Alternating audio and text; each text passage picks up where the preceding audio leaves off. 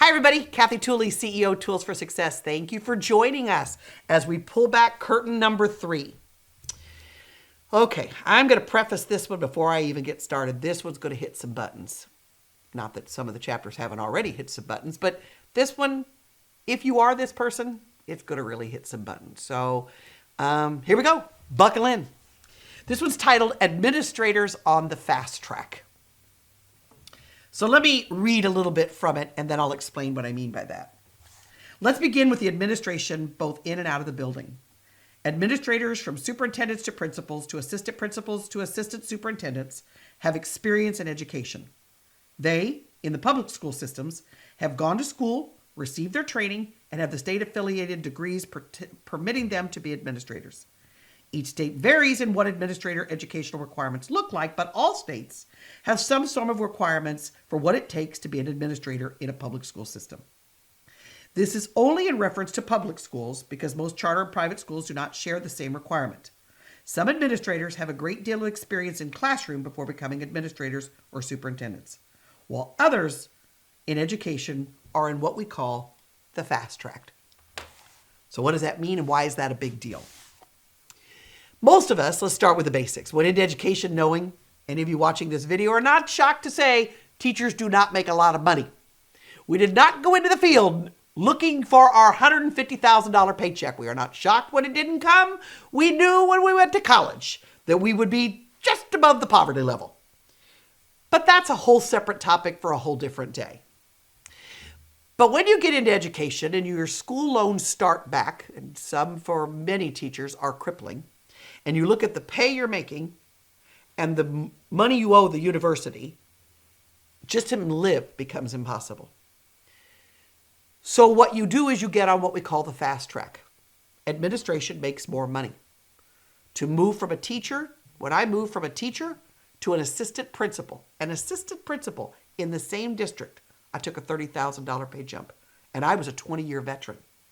So I was already pretty high at the scale. To go from my teacher salary at the top of the scale to my principal's salary could be as much as a $60,000 to $80,000 pay raise. So it's not lost on me why people do it. It's not lost on me why administrators get on what we call the fast track to education. When you are a young man or a young woman attempting to raise a family and making your school loan payments, yet you love education, the best way to make the most amount of money is to get into administration.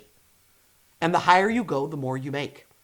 Assistant principal, a principal, assistant superintendent, superintendent. The higher you go, the more you'll make. All of that, for most of us listening to this video, thinks, that makes good sense. That's the way the world works. The higher you go, the more you make. You go to a higher level management, you make more money. That seems fair. That seems right. Why is that a problem in education?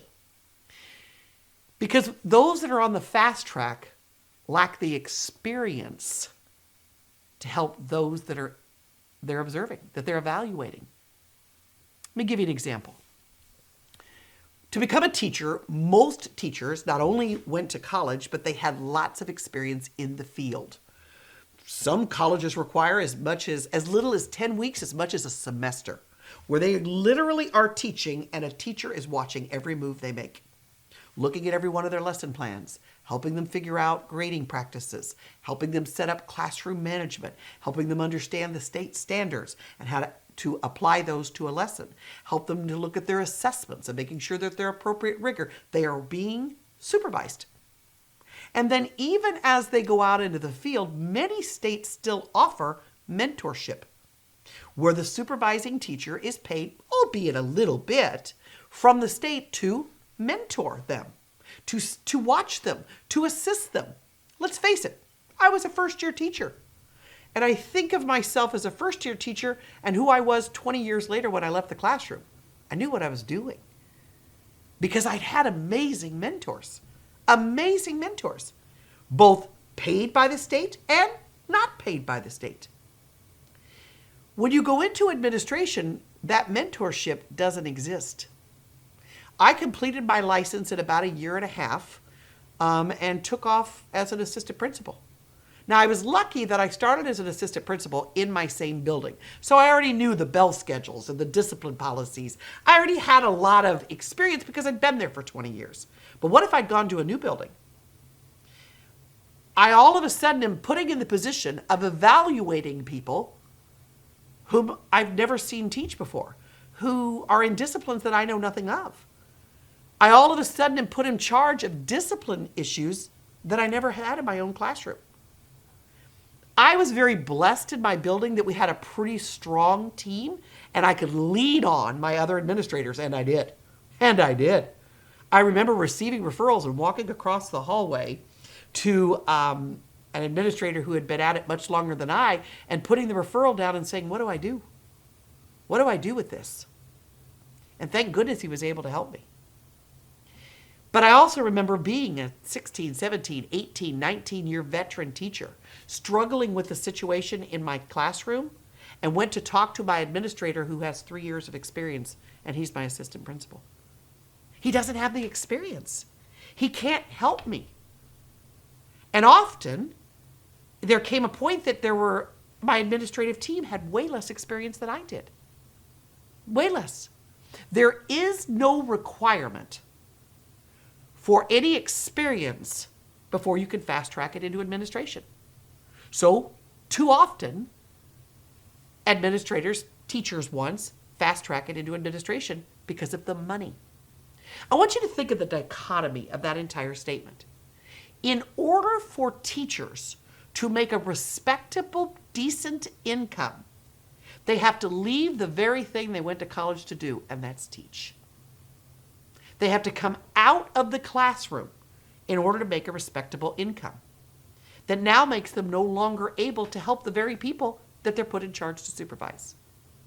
And I know that happens in every facet of life. I know that there are some of you working today on a factory and your supervisor you've been at that factory for 25 years and your supervisor has been on factories, but not your factory.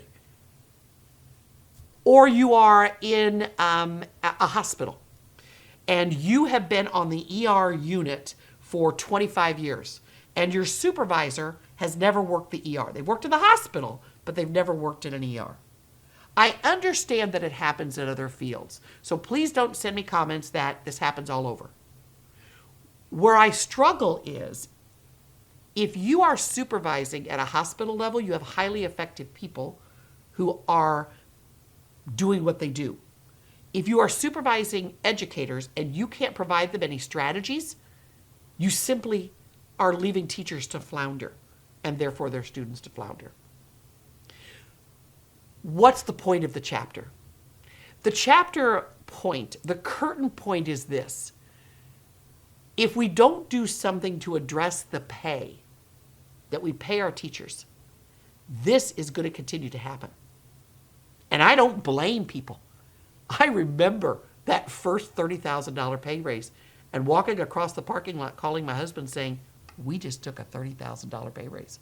It was life-changing for my family. I certainly understand it. But I want those of you watching this video to understand that you are forcing educators to make a financial decision that they may not otherwise make if they can make a respectable income doing what they went to school to do. Most people that fast track into administration will tell you, I'm not doing this because I hate teaching. I'm not doing this because I want to leave my kids. I'm doing it because I can't survive on this income. And so I want to ask each one of you watching this video, how's that set with you? That the best and the brightest are leaving the field. They're leaving your kids because they can't make a respectable income. And they're fast tracking their way to the top. So, as always, thank you for sitting through, I know, an uncomfortable curtain today. Please subscribe. Please like, please share this video, invite others, and then don't forget to hit that little bell and you'll get notified when the next video is coming. We tend to drop these at least once a week, curtain after curtain, so you can see what's happening behind the scenes in our schools. As always, thank you so much for what you do every single day. Have a fantastic day.